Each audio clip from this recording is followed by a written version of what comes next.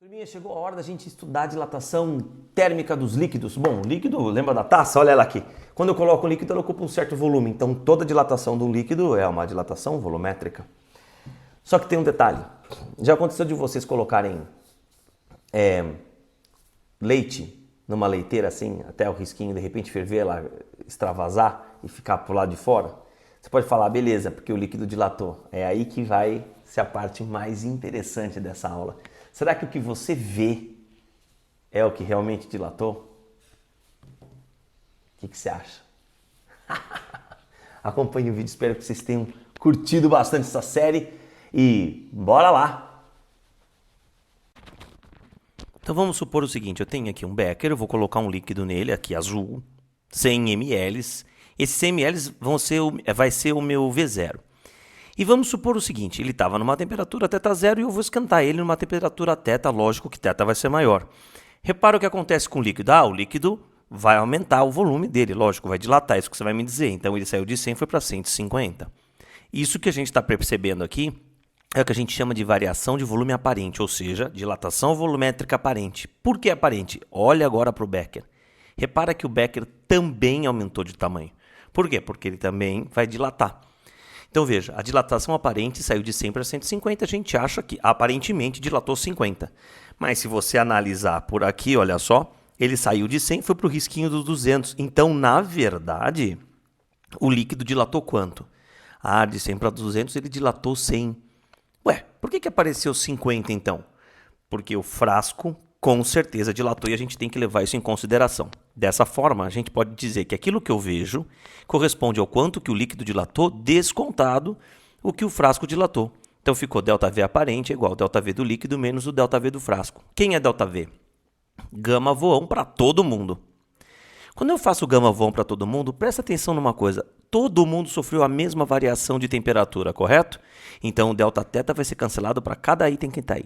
Bom, o volume inicial também era o mesmo para todos. Dessa forma, a gente consegue obter uma relação entre os coeficientes de dilatação volumétrica aparente do líquido e do frasco, ficando que o gama aparente é igual ao gama do líquido menos o gama do frasco. Resumindo, aquilo que você vê, ou que no exercício fala que transbordou, vai ser o aparente, a dilatação aparente. O volume inicial vai ser sempre igual para o líquido, para o frasco e para o aparente. Vamos para os exercícios? Um posto de gasolina recebeu 1.800 litros de gasolina a 25 graus Celsius. Ok, volume inicial são 1.800 litros. Beleza. E ele diz assim, estava 25 graus Celsius, só que ele vendeu a 20 graus. O que aconteceu? A temperatura caiu 5 graus, então menos 5 graus, beleza? Sendo 1,1 vezes 10 a menos 3 o coeficiente de dilatação volumétrica da gasolina. Então esse é o gama do líquido, porque ele está falando da gasolina. Então o que vai acontecer? Ele quer saber qual foi o prejuízo do posto. O nome disso é dilatação volumétrica. Repara que ele está pedindo tudo em unidades de volume. Estão percebendo aí? Então a gente vai fazer ΔV do líquido, gama vezes V0 vezes Δθ. Por que a gente não vai colocar aquela relação? Porque ele pediu para que você não considerasse a dilatação do tanque. E se você substituir os valores do gama, do V0 e do Δθ, a gente vai obter aqui que o ΔV ficou igual ficaria a menos 9,9 litros, que é igual a menos 9,9 decímetros cúbicos, o que dá a alternativa E. Por que eu tirei o valor do negativo ali? Porque é o prejuízo. A palavra prejuízo é o que significa o menos. Tá tudo bem? Então vamos agora para o próximo exercício.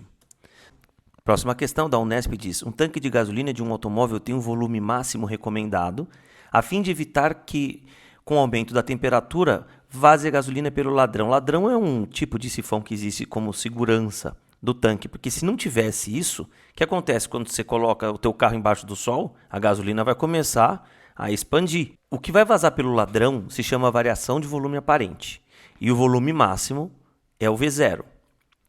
Aí fala assim, cálculo do volume de gasolina que vai sair pelo ladrão. Então, quando ele está falando que vai sair pelo ladrão, eu preciso saber de quem é que eu estou me referindo. Então, estou me referindo à variação de volume aparente. Caso houvesse um aumento de temperatura de 20 graus Celsius. Então, isso vai ser o nosso Δθ. Δθ vai ser 20 graus. Olha que interessante.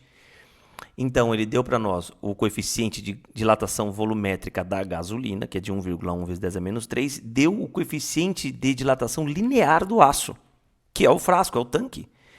E a gente tem que lembrar que um gama vale 3 alfa, certo? Então, se é 1,1 10 a menos 5, o gama do frasco vai ser 3,3 vezes 10 a menos 5. Isso, por que eu estou calculando isso?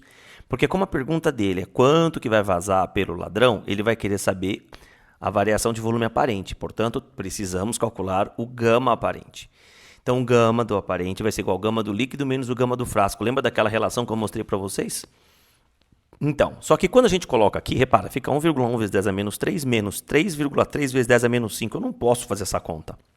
Todos precisam estar no mesmo expoente. Então, vou colocar todo mundo com 10 a menos 5.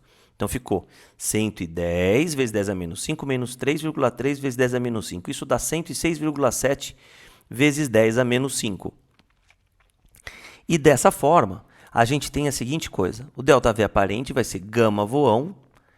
O gama 106,7 vezes 10 a menos 5. O V0 vai ser 5 vezes 10. E a variação de temperatura vai ser 20, que é 2 vezes 10. Então, a variação de volume aparente vai ser igual a 106,7 10 a menos 5. 5 vezes 2 vai dar esse 10 aqui. Aí fica 10 vezes 10. Você tem 10 a terceira com 10 a menos 5, dá 10 a menos 2. Então, a variação de volume aparente ficou 106,7 vezes 10 a menos 2, que vai acabar dando 1,067, ou aproximadamente 1,07 litros. Belezinha? É isso que vai sair pelo ladrão. A próxima questão é da Universidade Federal, é a Universidade Estadual de Goiás. Diz assim: a dilatação dos líquidos obedece, quando o intervalo de temperatura não é muito grande, às mesmas leis de dilatação dos sólidos, quando o líquido assume a forma do recipiente que o contém e ambos se dilatam conforme as mesmas leis. Sendo assim, a dilatação do líquido é medida indiretamente. Em um automóvel, o coeficiente de dilatação do tanque é de 63 10 a menos 6 graus Celsius a menos 1. O coeficiente real da gasolina é de 9,6 vezes 10 a menos 4 graus Celsius a menos 1. Então vamos lá. O do tanque é o do frasco e o da gasolina é o do líquido. Com base nessas informações, assinale a alternativa correta. O que a gente está percebendo primeiro? A gasolina, o coeficiente de dilatação dela é maior que o do tanque. Se uma pessoa enche o tanque de combustível do seu carro num dia quente, à noite vai ter derramamento de combustível? Não. À noite, a gasolina vai ter uma contração térmica, então não vai ter derramamento de combustível. B. Enchendo o tanque em um dia extremamente quente, a pessoa terá lucro considerável? Isso é uma coisa interessante. Não, porque é o seguinte: não se vende gasolina pela massa, se vende pelo volume. Então, como está muito quente, o volume dilata. Então, se aumenta um volume por menos massa. Olha que interessante. Ou seja, quando você compra 30 litros de gasolina, vamos supor, no meio-dia, você está comprando menos gasolina do que se comprar 30 litros à noite. Então, aqui está falando que tem lucro, não, você está tendo prejuízo. Item C. O coeficiente de dilatação aparente da gasolina. Como é que a gente vai calcular o gama aparente? Você vai pegar o gama do frasco e o gama do líquido. Só que a gente não pode fazer uma conta com os dois com um expoente diferente. Então, a gente vai deixar o gama do líquido igual ao gama do frasco. Ficou 960 vezes 10 a menos 6. Então, gama aparente vai ser igual ao gama do líquido menos o gama do frasco. Fazendo as contas, ficou 960 vezes 10 a menos 6 menos 63 vezes 10 a menos 6. Isso vai dar que o gama aparente vai ficar igual a 897 vezes 10 a menos 6. Grau Celsius a menos 1, ou seja, 8,97 vezes 10 a menos 4 graus Celsius a menos 1. Item D. Para uma variação de 10 graus Celsius, bota lá, ΔT igual a 10. São 100 litros, então o volume inicial é 100, que é 10 ao quadrado.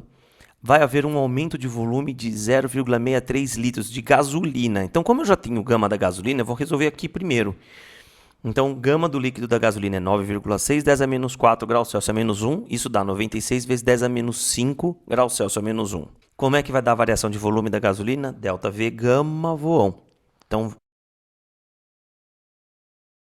substituindo os valores do gama, do V0 e do ΔT, a gente vai ter 96, 10 a menos 2, que dá 0,96. O D está errado.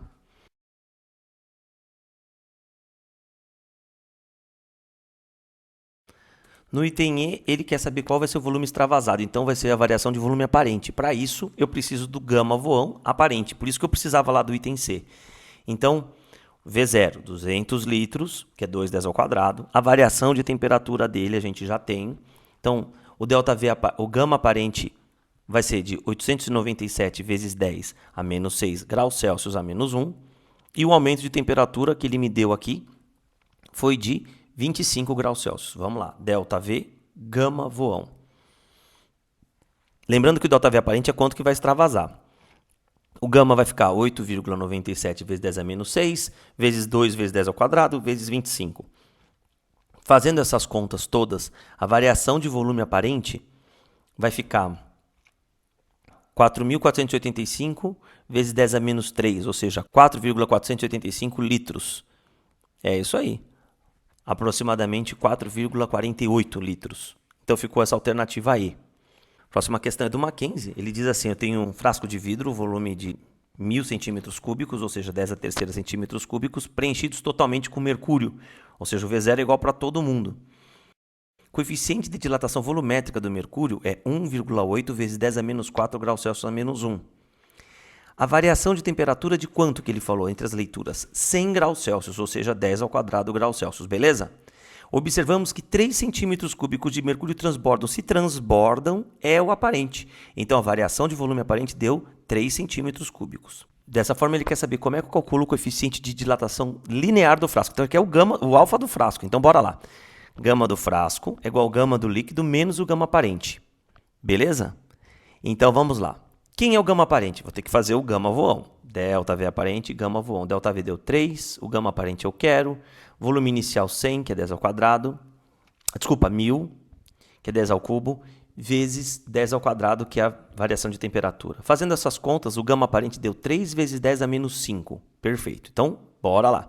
Gama do frasco é igual ao gama do líquido, que é 1,8 vezes 10 a menos 4, menos 3 vezes 10 a menos 5. Opa, não posso fazer essa conta. Tem que deixar todo mundo com a mesma base de potência.